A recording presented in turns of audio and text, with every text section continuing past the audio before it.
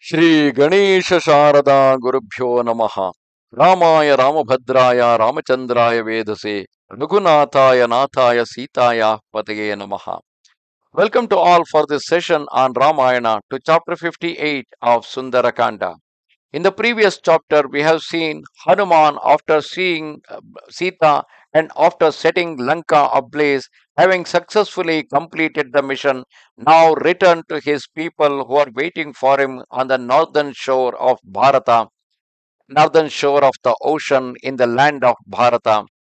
And then, sitting in the mid of them, he started narrating his story, everything that happened since he left the northern shore to reach Lanka, see Sita, and all that happened there. Thereafter, on the summit of Mount Mahendra, those monkeys, their eyes fixed on the mighty Hanuman, were filled with delight. And when all those high souled and happy monkeys were seated, Jambavan, glad at heart, inquired of the great and fortunate offspring of the wind concerning the success of his mission, saying, how will you discover that noble lady? How do she fare there? How does that cruel ten-headed one bear himself towards her one, the ten-headed one bear himself towards her? Do you truthfully relate all this unto us? Do yourself truthfully relate all this unto us? O mighty monkey, how are you able to trace the divine Sita? What did she reply to your inquiries? Having learnt all, we can take counsel as to what should be done. You yourself tell us also what on our return we should say and what we should conceal. O yourself who are well able to subdue yourself. Thereupon that messenger, his hair standing on end with joy on hearing these words, inclining his head in token of his reverence for Sita, answered, in your presence, I leaped from the summit of the Mahendra Mountain into the space with concentrated mind, desirous of reaching the southern shore of the sea.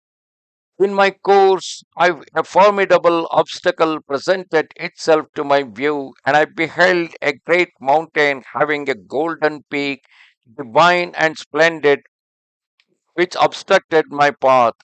Approaching the sun like summit of that mighty mountain, reflecting, I will shatter this.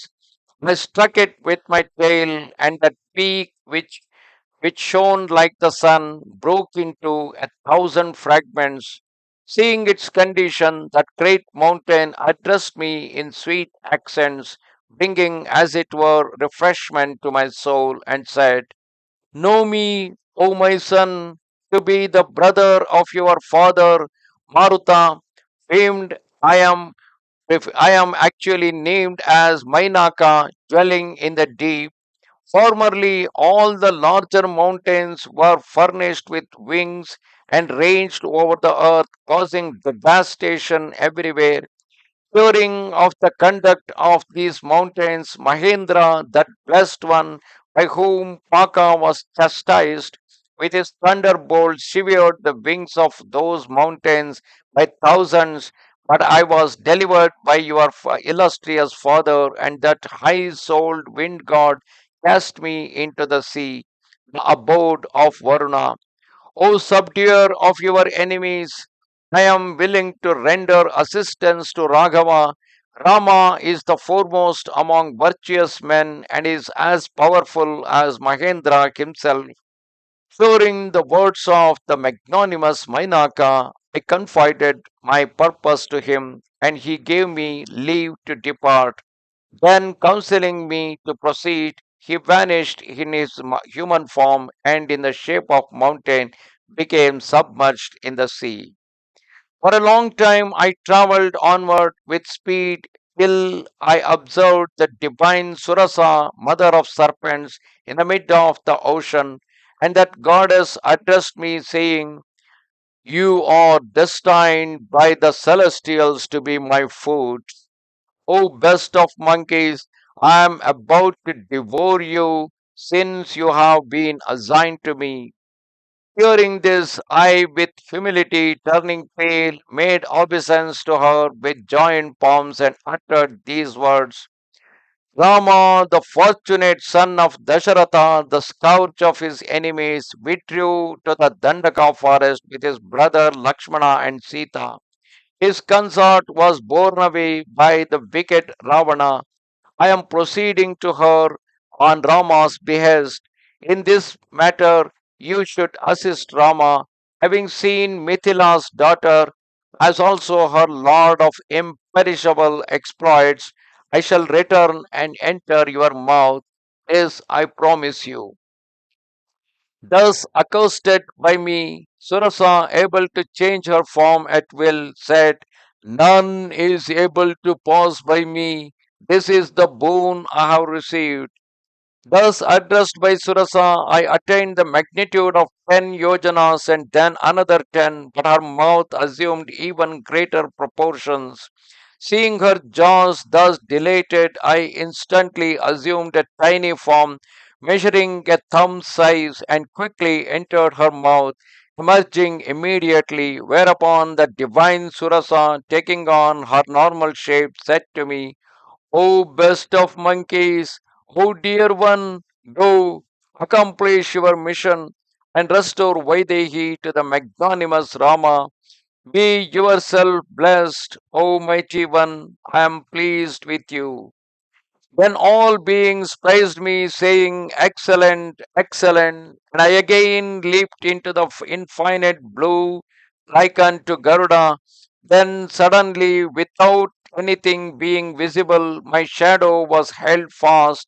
Stayed in my course, I surveyed the 10 cardinal points, unable to discover who held me prisoner. Then the thought came to me, what is this obstacle that has risen in my path? I cannot discern its nature. And as I looked down, bewildered, I beheld a dreadful demon lying in the waves. Where thereupon that monster, laughing scornfully, addressed these inauspicious words to me, who, though undaunted, remained motionless. Whether you are bound, O you, where are you bound, O you of gigantic form? Do yourself become my food. I am hungry and gratify this body deprived of sustenance for a long period. Saying, Be it so, I expanded my body to more than the capacity of her mouth. She increased the size of her huge and dreadful jaws in order to swallow me, nor could she comprehend that I was able to assume different shapes at will. In the twinkling of an eye, abandoning my vast size, extracting her heart, flew into the sky. Throwing up her arms, and cruel demon sank under the salty waves like a mountain. Whereupon I heard the harmonious voices of those magnanimous beings stationed in the air saying, That dreadful demon Simhika has been swiftly slain by Hanuman. That monster being destroyed, I recalled to mind the urgency of my mission and the delay that had occurred in discharging it. And after traversing a great distance, I beheld the southern shore of the ocean and the mountain on which Lanka was situated. The sun having set, I penetrated the abode of the Titans unnoticed by them, and as I did so, a woman resembling the clouds at the end of the world period rose before me, breaking into laughter, striking that exceedingly dreadful form, having flames for her hair, who had sought to take my life. With my left fist, I thrust her aside and entered there at dusk. Whereupon that one, affrighted, addressed me, saying, I am the city of Lanka, O warrior. Vanquished have I been by your prowess. You shall also triumph over all the Titans.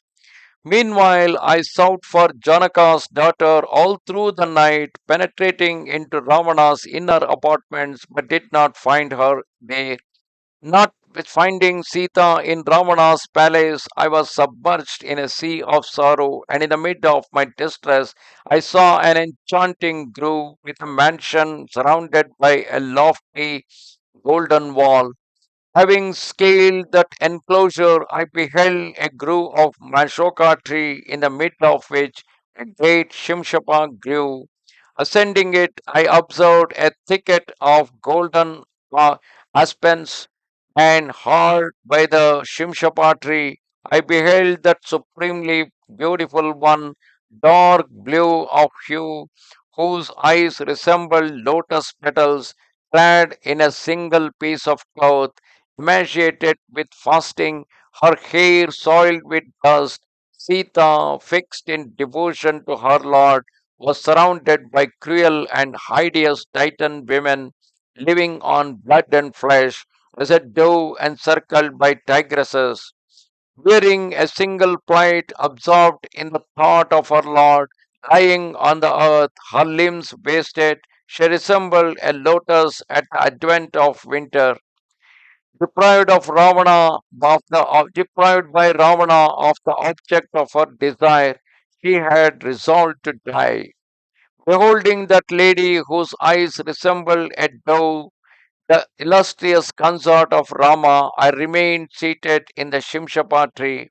Thereafter, I heard a great clamor mixed with the jingling of girdles and anklets issuing from the palace of Ravana. And exceedingly agitated, contracting my body, I concealed myself like a bird in the thick foliage of the Shimshapa tree. Thereupon the mighty Ravana, accompanied by his consorts, came to the place where Sita was, and seeing the Lord of the Titans, Janaki of lovely hips, shrank into herself, concealing her breasts with her arms, and in great dread, extreme confusion, glancing here and there, and finding no refuge. That unfortunate being was seized with violent trembling. Then Dashagriva, inclining his head, bowed to the feet of the princess, who was overcome with extreme grief, and said to her, O fair one, do yourself regard me with favor. If, O Sita, through pride you do refuse to honor me, at the end of 2 months I shall drink your blood. Hearing these words spoken by the wicked Ravana, Janaki, growing exceedingly wrath, answered with dignity, O vilest of Titans, having uttered such a speech to the consort of Rama of immeasurable prowess to me, the daughter in law of Dasharatha of the Ikshvaku line, why has your tongue not fallen out? O vile wretch, great indeed was your valor to bear me hence far from the illustrious Rama in his absence. You are not even worthy to be the slave of Raghava, that invincible, loyal, courageous, and illustrious warrior. Thus addressed in harsh terms, Dashagriva blazed up with wrath like a fire onto which a brand has been cast, and rolling his eyes in rage, clenching his right fist, he prepared to strike Mithila's daughter. Then all the Titan women cried out, Hold, hold! And from their midst, the wife of that evil wretch, the lovely Mandodari, ran towards him, and with gentle words, inspired by the love she bore him, contrived to pacify him. She said, You whose valor is equal to Mahendra's, what need you have for Sita? Divert yourself with me who am in no way inferior to her, and do yourself disport yourself with the daughters of the gods, the Gandharvas and Yakshas. What is Sita to you? Thereafter, the company of women raised up that powerful ranger of the night and conducted him back to his residence. Ravana, having deported those Titan women of hideous aspects, railed at Sita in harsh and cruel terms, but Janaki paid no more heed to their speech than to straw, and their taunts were lost on her. And those Titan women who fled on flesh, failing in their attempts, informed Ravana of Sita's unconquerable resolution, while others, tired of tormenting her, giving up hope, exhausted, lay down to rest. And while they slept, Sita, devoted to her Lord, gave voice to bitter lamentation in the extremity of her distress. Thereafter, rising in their mate, Trichata spoke, saying, "Devour me this instant if you will, but do not lay hands on the dark eyed Sita, daughter of Janaka, the virtuous daughter in law of King Dasharatha. In truth, I have had a fearful dream causing the hair to stand on end, presaging the destruction of the Titans and the triumph of this one's Lord, that is Sita's Lord. For it is for us to seek the grace of Vaidehi, who alone I deem can defend us from Raghava. Let us therefore relate this dream to her, for one who is the object of such a vision, being freed from her distress, will attain the height of felicity. By bowing low in submission, we shall earn the favor of Janaki, who alone can deliver us from this great peril. Whereat at that thirsty and youthful woman, on hearing of the coming victory of her Lord, rejoicing, said, "If Trijata speak truly, then indeed will I protect you all." Observing Sita's unfortunate plight, I became absorbed in thought and my mind was perturbed. Then I cast about as to how I might find some means of speaking to Janaki. I began to extol the race of Ikshvaku. Hearing the words I uttered, embellished with the praises of those Rajarishis, that exalted lady, her eyes suffused with tears, inquired of me, saying, "Who are you? How and on whose behest have you come here? From where comes your attach? How it happened? Where come your attachment to Rama? Behoves you to relate all to me." Listening to her speech, I made answer to her in this wise: "O goddess, Rama, your consort, has found an ally endowed with supreme prowess named Sugriva, who is the redoubtable and powerful king of the monkeys. Know me to be his servant, Hanuman, who has come here to you, dispatched by your lord of imperishable exploits. O illustrious lady, that highly effulgent son of Dasharatha, foremost of men, have sent this ring as a token to you. O queen, what is your behest? Shall I bring you back to Rama and Lakshmana on the northern shore of the ocean?" Hearing this, Sita, the delight of Janaka, reflected within herself a while and said, "Suffer Raghava to destroy Ravana and himself carry me hence." Inclining my head to that noble and irreproachable lady, I requested some token from her which might enhance the delight of Raghava. Whereupon Sita said to me, "Take this excellent jewel, for which you shall be highly regarded by that one of mighty arms." Thereupon that princess of lovely limbs gave me a marvelous jewel, and in a voice strangled with sobs, bade me farewell. I bowed to the daughter of a king with deep respect, and circumambulating her, began to consider returning home. But she, having searched her heart, addressed me once again, saying, "O Hanuman, do yourself relate my story to Raghava in such wise that those two heroes, Rama and Lakshmana, will come here instantly, accompanied by Sugriva, or else, having but 2 months to live, Kakusta will see me no more, like one without a protector." Hearing these dreadful words, a wave of anger surged over me, and I instantly resolved on what I should do. Thereupon, expanding my body to the size of a mountain, burning to fight, I laid waste the grove. Then all the beasts and birds began to flee away in fear, and those terrible Titan women awoke and beheld the devastation.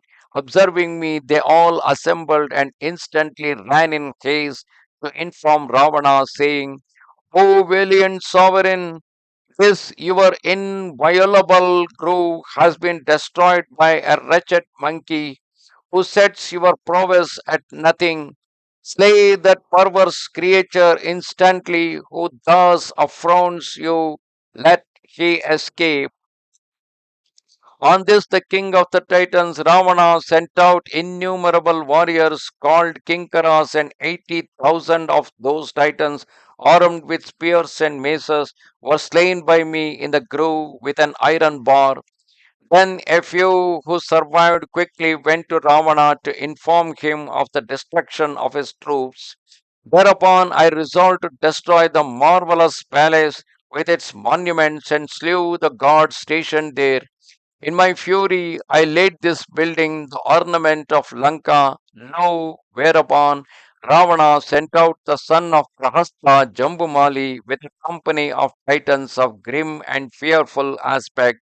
With my formidable mace, I slew that mighty and skillful warriors with his retinue, and Ravana, the lord of the Titans, on hearing this, dispatched the highly powerful sons of the ministers, followed by a regiment of infantry. But with my iron bar, I sent them all to the abode of death.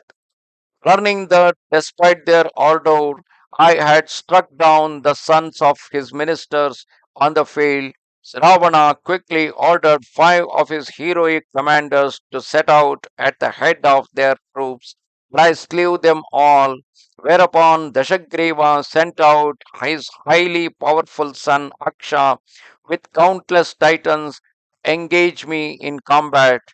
Then that youthful son of Mandodari, a skillful warrior, sprang into the air, and I seized him by the feet, whirling him round and throwing him on the earth.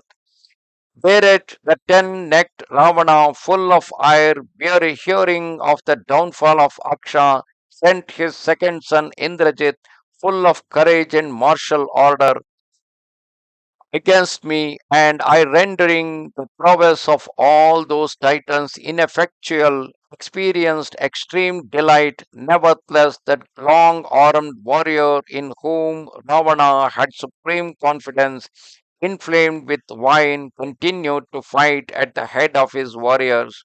And he, realizing that I was invincible and seeing his forces routed, made me captive by aid of the Brahma weapon, whereupon the Titans bound me with ropes and taking hold of me brought me before Ravana.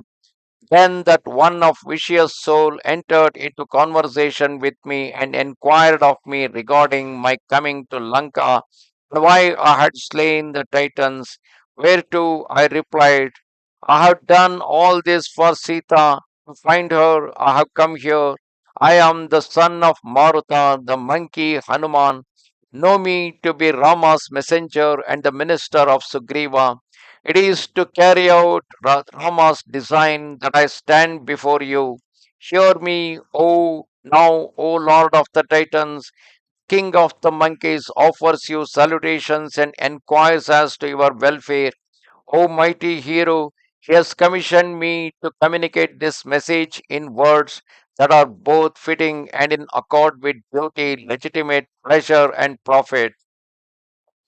While sojourning on Rishamuka, that mountain covered with trees, I entered into an alliance with Raghava, that great warrior, invincible in combat, and he spoke to me, saying, O king, my consort has been borne away by a Titan.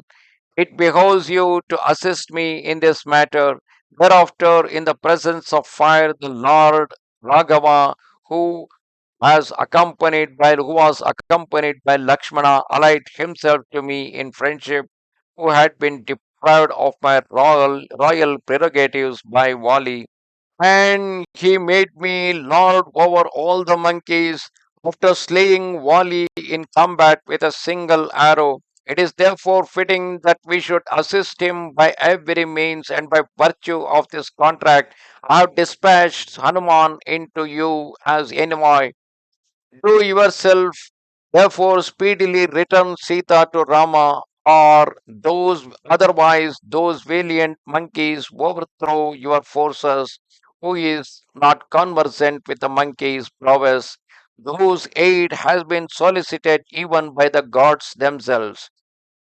Remember here, while explaining his story, Hanuman is keeping many things in his mind. He is also narrating his story for the delight of all the Vanaras.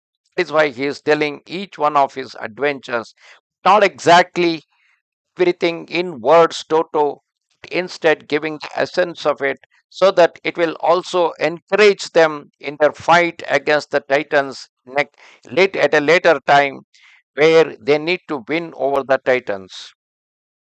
Speaking thus to Ravana, he bent his furious glances on me as if he would consume me, and that ruthless Titan ordered me to be put to death, being unaware of my power.